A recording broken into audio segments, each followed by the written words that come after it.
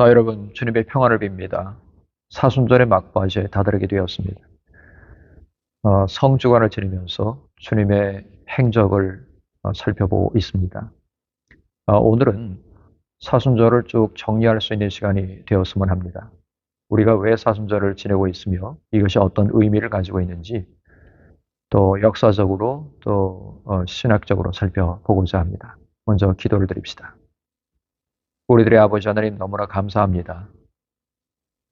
37번째 사순절 날을 지내면서 주께서 우리를 위해서 대속의 십자가를 지기 위해 사람이 되신 은혜를 깨닫고자 하고 부활을 준비하는 시간을 보내고자 합니다.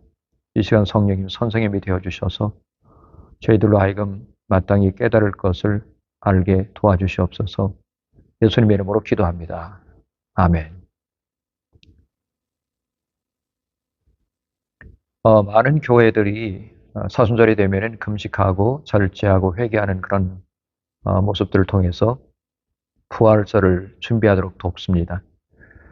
그러나 일부 교단에서는 아주 일부지만 사순절이 성경적인 근거가 없다. 그리고 로마 카톨릭이 정한 절기다. 이런 식으로 말하면서 지키지 않는다고 이제 이야기를 합니다. 과연 사순절이 성경적이지 않을까? 또 예수님의 고난과 부활을 직접 목격한 제자들이 직접 사순절이라는 것을 만들고 지키지 않았기 때문에 소용이 없는 것인가?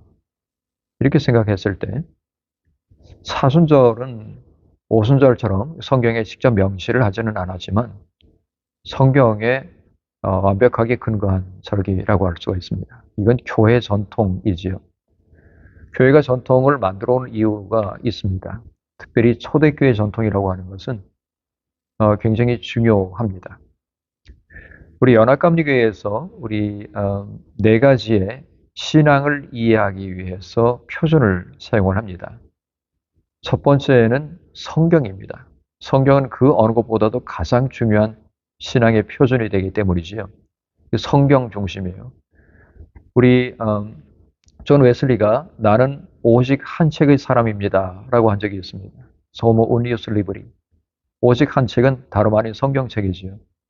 그분이 여러 가지 많은 공부를 했음에도 불구하고 왜 오직 한 책의 사람이라고 얘기를 했냐면은 성경만이 완벽한 우리 신앙의 표준이 되고 또 그리스도 예수님을 통한 하나님의 사랑의 구원, 그것을 설명해 줄 수 있는 표준이 되기 때문입니다. 무엇이든지 성경에서 멀어지면 안 되죠. 그래서 그는 설교를 하면서도 이렇게 얘기했습니다. 평신도 설교가들을 교육시키면서 당신들은 언제든지 본문에 머무르도록 하십시오라고 이제 얘기를 합니다. 그 성경책을 봉독하고 그 다음에 설교를 시작하잖아요. 근데 언제든지 그 본문을 중심으로 해가지고 계속 본문으로 돌아와야 된다. 이렇게 이제 가르칩니다. 어떤 경우에는 잘못된 설교를 하는 사람들의 경우에는 자기의 어떤 사상이나 또 심지어는 자기 이념 같은 것들을 마이크를 잡고 이제 선포를 하는데 그렇게 하면 안 됩니다. 이게 성경 말씀을 근거로 해서 말씀을 전파하고 말씀을 해석해주고 또 말씀이 현대에 어떤 식으로 적용돼야 되는지를 전파하는, 그러니까 거기에 머물러야 되는 것이 이제 말씀 전파자의 의무이지요. 따라서 이 성경은 우리 신앙을 이해하기 위한 가장 근본적이고 완전한 표준입니다. 자, 거기에다가 성경의 말씀이 어떤 식으로 교회에 적용이 되어 왔는지 그것을 알 수 있는 것이 바로 교회 전통이에요. 이 교회 전통이라고 하는 것이 예를 들어 우리 엠마오교회라 그러면은 우리 엠마오교회 무슨 역사 전통 이걸 얘기하는 건 아닙니다. 그것은 그냥 교회의 단순한 몇십 년의 그 역사고 여기서 교회 전통이라고 하는 것은 예수님이 교회와 함께 관계를 맺어 오신 초대교회로부터의 어떤 전통이에요. 그러니까 초대교회에서 어떤 일들을 해왔고 어떻게 예수님이 초대교회를 지켜주셨고 관계하셨는지 그것들을 가지고 우리가 교회 전통이라고 합니다. 특별히 교회 전통은 가장 강력한 것이 초대교회 전통이고 그 다음에 중세, 또 중세를 넘어가면서 종교 개혁이 이루어지고 주님께서 어떤 식으로 종교개혁에 개입하시고 그것들을 이루어 나가시는지, 또 근세에는 어떻게 전도가 이루어지고 세계 복음 전도가 또 19세기, 18세기, 19세기, 특별히 19세기에 더 강력하게 이루어졌는지, 또 요즘은 어떻게 하나님이 교회와 관계하고 계신지, 어떻게 교회를 사용하셔서 하나님의 나라를 이루어 나가시는지, 이 모든 것들이 교회 전통이에요. 성경 말씀이라고 하는 것은 백과사전이 아닙니다. 한 수천 페이지 정도 되는 이것이 전부 다를 담고 있지, 역사 전체를 담고 있지는 않아요. 그렇지만 분명하게 아주 그 분명한 줄기를 가지고 있습니다. 이 줄기를 가지고 있다는 것은 이 책이 분명한 목적을 가지고 있다는 의미이기도 하지요. 몇 천 년에 걸쳐서 써진 이 성경이, 그리고 수많은 저자에 의해서 수많은 시대에, 다른 시대에 이 저작된 것이 어떻게 이렇게 일맥상통한 하나의 주제를 가질 수 있는가 하는 것은 굉장히 놀라운 일입니다. 네. 그래서 성경은 하나님께서 영감을 주셔서 기록한 것이라고 분명히 알 수 있는 것이지요. 자, 지금 성경하고 전통을 했습니다. 그 다음에 이 전체적인 교회 전통 속에서 나타나는 예수님의 그 역사가 그 속에만 머물러 있다면 우리 개인의 차원으로는 주님과 어떤 관계를 가지고 있는지 모호하게 되지 않습니까? 그래서 세 번째 지표가 뭐냐면 개인적인 신앙의 체험입니다. 이 개인적인 신앙의 체험은 교회와 함께 하시는 하나님이, 또 예수 그리스도께서 우리 개인적인 차원에서 나를 도구 삼아서 주의 일을 지금 하고 계시다고 하는 증명이 되는 것이죠. 그래야 내 개인적인 신앙의 체험이 있을 때야 교회 전통이 교회적인 전체 차원에 머무르지 않고 그 교회의 구성원이 되는 한 사람 한 사람의 지체까지 교회의 일부라고 하는 그 증명이 이루어지기 때문입니다. 또 이와 함께 네 번째 차원이 있는데, 그것은 바로 하나님이 인간에게 선물로 주신 바로 이성이라고 하는 것이에요. 이성이라고 하는 것은 논리적으로 생각할 수 있는 능력을 가리키는 거죠. 근데 하나님은 이성이라고 하는 것, 생각할 수 있는 능력을 사람들에게 선물로 주신 겁니다. 그래서 이걸 통해 가지고 논리적으로 하나님께서 어떤 일을 행하시는지 이해할 수 있게 되는 것이지요. 마치 베레아 사람들이 마음이 그 고상한 마음을 가지고서 어, 하나님이 정말 말씀하신 성경 말씀이 이것이 정말로 그러한가라고 하면서 고심하면서 여기에 대해서 이제 이해하려고 노력을 했습니다. 이런 과정이 우리에게도 꼭 필요해요. 자, 여러분, 만약에 이성적이지 않게 예수를 믿는 사람도 있다고 하면 이건 그 생각을 아예 하지를 않고 맹목적인 그 믿음이 되는 겁니다. 맹목적인 믿음 하는 사람들하고 많이 보셨지요? 어떻게 합니까? 마이크 든 사람이 그냥 뭐 독재자처럼 휘두르고 하면은 뭐 춤을 추고 아멘 아멘 하면서, 그러면서 이제 그 생각을 하지 않고 무조건 믿으라고 한단 말이에요. 여러분, 무조건 믿으면 안 됩니다, 여러분. 체험이 있고 이것이 정말로 하나님께서 우리에게 비춰주셔가지고 믿어야죠. 자, 요거는 내가 이해가 되지 않는 것은 안 믿겠다 하는 것은 차이가 있어요. 그건 아닙니다. 여러분, 이해가 되지 않아도 믿는 것이 많지요. 우리 생각으로 분석이 되지 않아도 믿는 거 많아요. 그렇지만 여기서 이성을 넘어서는 맹신이라고 하는 것은 뭐냐면 아예 생각이라는 것을 하지 않고 감정에 치우친 것을 가리킵니다. 그래서 내가 뜨겁다 그러면 뜨거운 감정이 들면은 그거 그냥 믿고, 뜨거운 감정이 들지 않으면 아예 안 믿어버리는 거죠. 네. 한국에도 그런 사람들 많이 있잖아요. 미국에도 그런 경우가 많이 있습니다.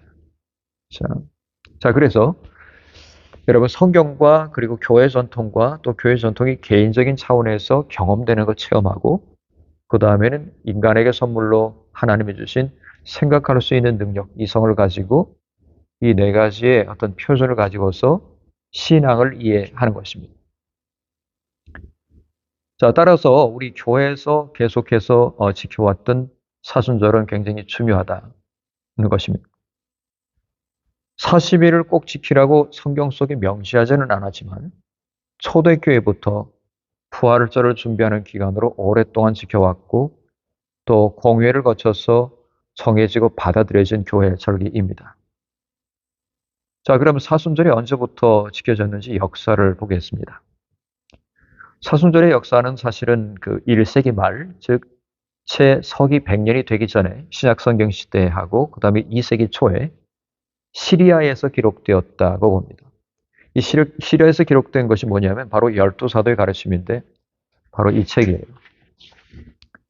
제가 가지고 있는 이 책인데 여기는 헬라말로 이렇게 기록되어 있습니다. 디다케 톤 도데카 아포스톨론 이렇게 되어 있습니다.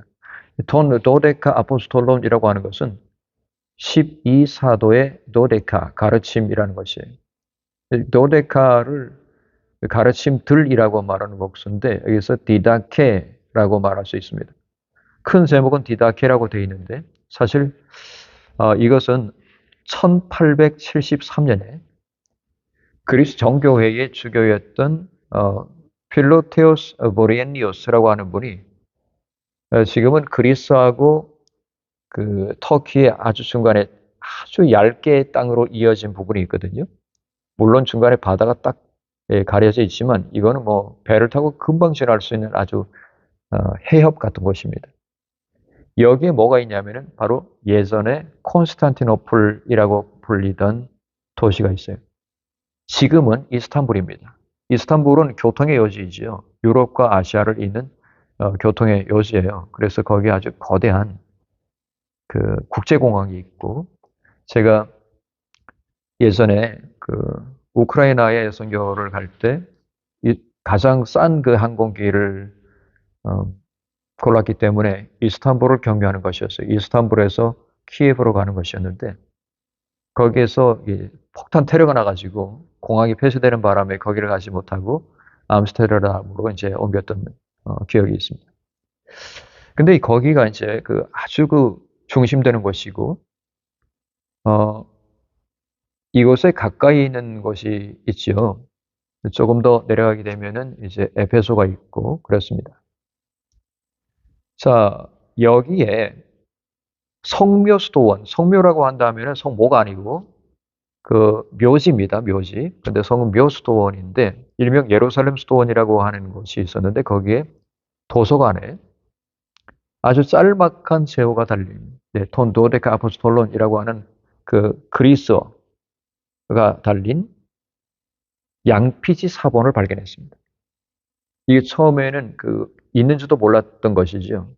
아주 오랫동안 대대로 뭐 수천 년 동안 이것이 이제 전해 내려왔던 것이기 때문에 나중에 그것을 가만히 이제 보니까는 제목만 보면은 열두 사도의 가르침이라고 돼 있기 때문에 열두 사도의 가르침 아닌가라고 할 수도 있겠지만은 사실은 그 내용을 보니까 한 100년 정도, 서기 100년 정도, 그러니까 신약 성경이 기록된 그 시대예요. 신약 성경이 기록된 아주 초기 기독교의 시리아 지방의 어느 교회, 시골 교회의 그리스도인이 만든 교회의 전통 규범서라는 것이 알려지게 된 겁니다. 교회 규범이라고 하는 것은 교회에서 무슨 일이 일어나고 있는지 아주 자세하게 들여다볼 수 있는 것이었어요. 이제 이걸 가지고서 초대교회 신약 성경 시대에는 바로 이런 일이 일어나고 있었구나 교회에서 그걸 엿볼 수 있게 된 거죠. 제일 처음에 얘기한 것은 바로 이 두 가지 길이라는 것입니다. 두 가지 길.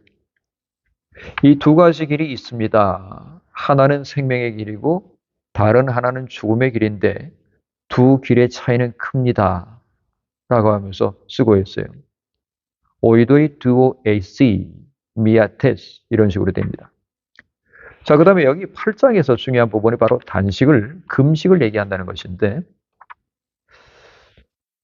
주간에 금식하는 것과 예수님이 가르치신 기도를 이제 같이 합쳐가지고 이야기를 했어요. 이렇게 말합니다. 여러분, 한국말로 하자면 그래요. 한국말로 제가 번역을 하자면, 여러분, 금식은 위선자들과 함께 하지 마십시오. 이렇게 말합니다. 여기서 위선자는 예수님을 믿지 않는 그 유대교인들을 가리키는 건데요. 왜냐하면, 그때 당시만 해도 이 교회 속에는 여전히 유대교인 사람들, 예수님을 믿지 않는 사람들이 있었어요.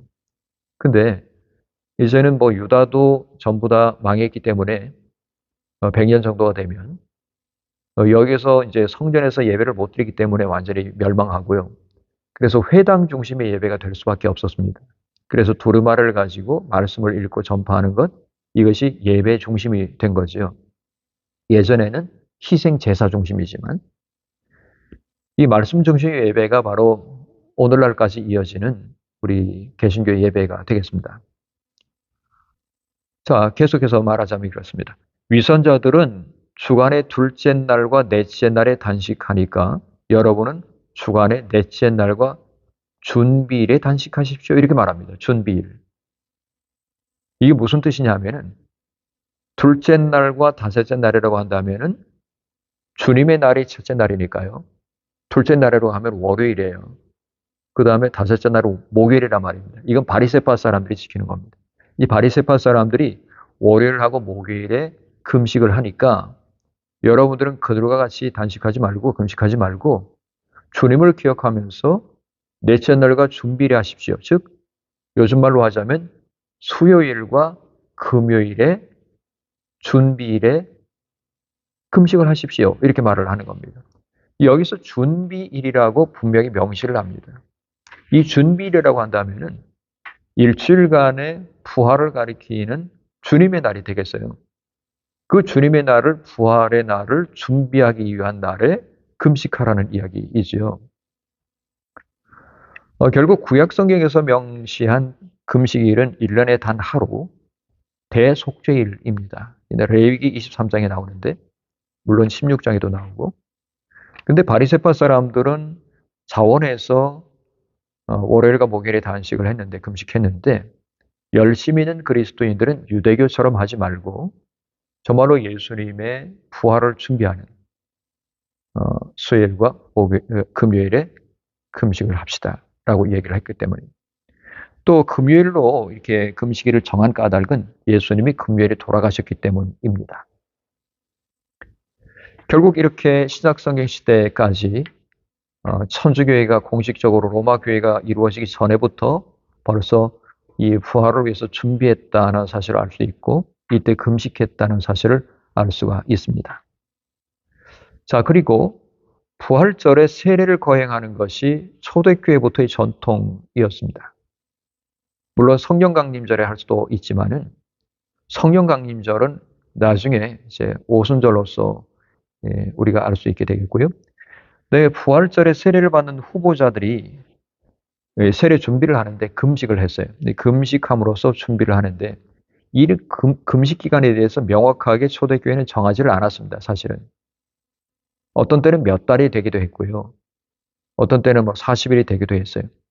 근데 부활절을 준비하고 회개하기 위해서 어떤 때는 2, 3일 정도만 금식하기도 했습니다.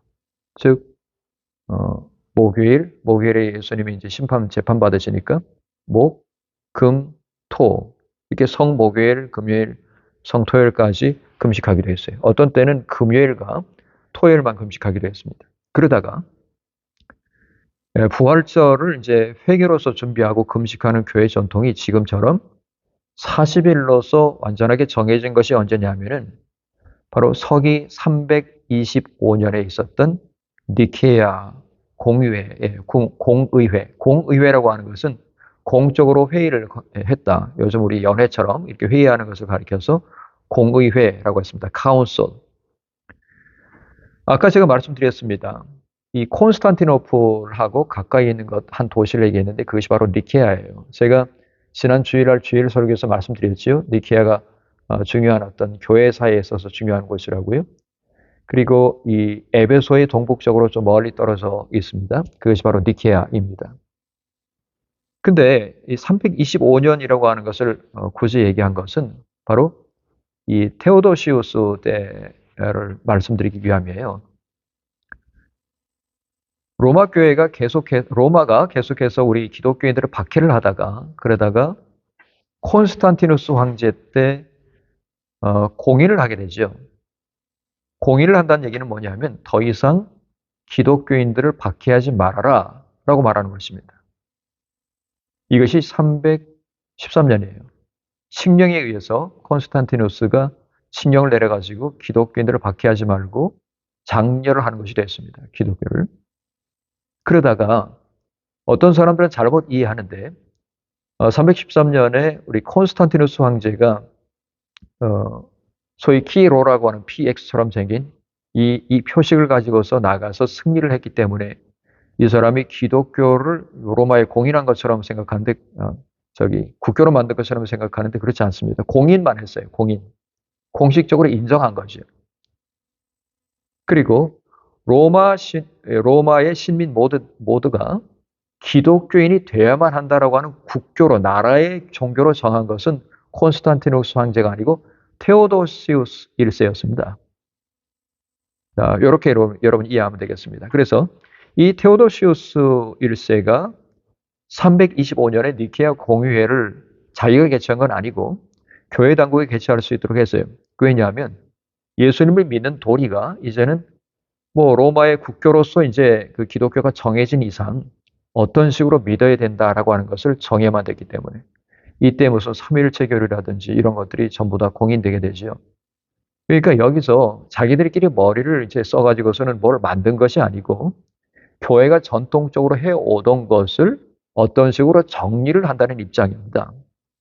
그러니 어떤 교단들에서 하는 얘기처럼 뭐 이건 가톨릭이 정한 거 아니야.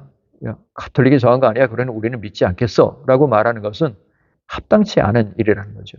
왜냐하면 초대교회 시절에 이루어져 있던 이 모든 뭐 사순절이라든지 이런 것들이 또 삼위일체라든지 하는 것들이 지금 초대교회 처음부터 계속해서 교회가 인정해 왔던 것을 정리를 했을 따름이라는 것입니다. 자, 이해되셨을 것이고.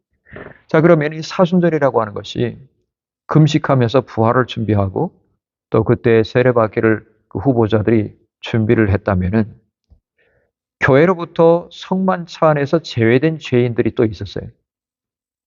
자기가 죄를 져가지고 주님의 살과 피를 받을 수 없는 지경이 됐다고 하는 사람들은 거기서 제외를 시켰단 말입니다. 이런 사람들이 다시 회복될 수 있는 기회를 줘야 되잖아요. 그 기회를 주기 위해서 회복하는 준비 기간이기도 했습니다. 따라서 이 회개의 표시로서 성만찬을 받기 위해서 베옷을 입고 죄를 머리에 뒤집어 썼어요. 성경 그대로죠. 이게 대중들이 그렇게 했습니다. 대중적인 회개의 관습인데 단체로 그렇게 하는 거예요. 그러니까 한 사람만 제외되지는 않았겠죠. 그 여러 사람이 어떤 교회의 법을 어겼든지 또 경건하지 못하게 살아가지고 교회로부터 징계를 받았다고 합시다. 그럼 이 사람들은 일정 기간 동안 성만찬을 못 받죠. 주님의 만찬에 참여하지 못하니까 이런 사람들이 다시금 할 수 있도록 은혜를 받을 수 있도록 회복시키기 위해서 죄를 뒤집어 썼습니다. 이것이 9세기경에 없어졌어요. 그러니까 800년대까지는 계속됐다는 얘기예요. 교회 전통에 있어서. 그래도 9세기경에 없어졌다가 이것이 다시 11세기경, 즉 1100년대 말고 1000년 그 대에 다시 살아났습니다. 그래서 우리 현재의 제2수일에 무슨 뭐 이마에다가 죄를 가지고 십자가를 이렇게 긋잖아요. 그런 예식에 준하는 그런 일이 된 겁니다. 요즘에는 뭐 죄를 뒤집어 쓰지는 않지만 죄를 이제 살짝 그리지요. 여러분, 죄를 그리는 것도 참 좋지만 악한 건 아니지만 마음에다가 뿌림을 받는 것이 굉장히 중요합니다. 그러나 언제든지 의식이 여러분 마음이 합해질 수 있도록 하시면 좋습니다. 자, 그 다음에 사순절이 왜 40일이 되었는가? 사수는 그 한 문자 말 그대로 하면은 4개의 열흘이지요. 4개의 열흘. 또 왜 사순절인가? 40이라는 숫자는 성경에서 굉장히 중요한 의미를 가집니다. 노아 홍수 때 40일간 비가 내리게 됐고 모세가 하나님을 만나러 40일간 시내산에 올라가 있었고 금식했죠. 그리고 엘리야가 호렙산에서 40일 동안 기도했습니다. 예수님이 광야에서 40일간 밤낮으로 줄이시고 하나님의 사역을 준비하셨지요. 이 성경에 자주 등장하는 40일을 회개와 절제 또 금식을 통해서 예수님의 고난과 또 40일간의 광야에서의 줄이시고 기도하시던 그때를 기억하고 우리도 준비되고 부활을 준비하고 믿음을 돌아보는 것이 중요하지요. 그래서 40일로 한 것입니다. 사순절의 의미 살펴보고 오늘 마치겠습니다. 사순절의 의미하고 또 사순절의 행하는 전통적인 준비가 있지만은 여러분 가장 중요한 의미는 뭐냐면은 주님의 부활을 준비하는 거예요. 근데 부활도 준비하지만 궁극적으로는 예수님이 다시 오심을 맞이할 준비를 하는 것입니다. 실제로 초대교회에서 시작된 사순절 역시 예수님이 부활하신 날에 세례받고 예수님을 이제는 전적으로 따르는 제자가 되기 위한 준비의 기간이었지만은 21세기를 바쁘게 살아가는 우리도 사순절은 준비 기간입니다. 이 준비라고 하는 것은 회개가 없이는 이루어지지 않지요. 주님의 영광의 나라에 참여하기 위해서 우리는 회개하고 주님의 오심을 준비합니다.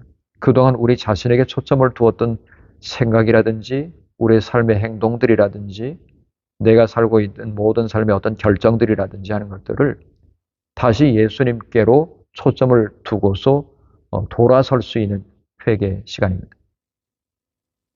자, 이제 정리합시다. 금식과 또 묵상과 또 타인을 섬기고 또 나누고 하는 모든 일들 다 좋아요. 근데 이것이 우리의 마음과 합하게 되고 우리 생각이 온전하게 주께로 돌아서는 것이 중요합니다. 이 사순절에 대해서 여러분들이 늘 기억하시고 또 어떤 사람들이 말을 하는 것처럼 이것은 안 지켜도 된다라고 치부하지 말고 초대교회부터 지켜왔던 이것이 진정으로 의미 있게 우리의 개인적인 삶에까지 뒤바꿀 수 있는 능력이 될 수 있도록 실천하는 것이 중요하겠습니다. 우리가 기도합니다. 하나님 사순절의 막바지를 살고 있습니다.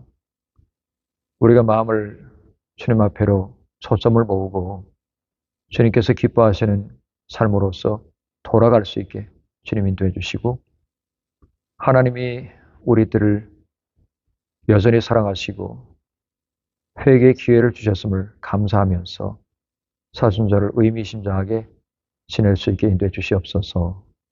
부활절 1일까지 모든 여정을 주님께 부탁합니다. 주님이 저희들의 모든 것을 주관해 주시옵소서. 예수님 이름으로 기도합니다. 아멘.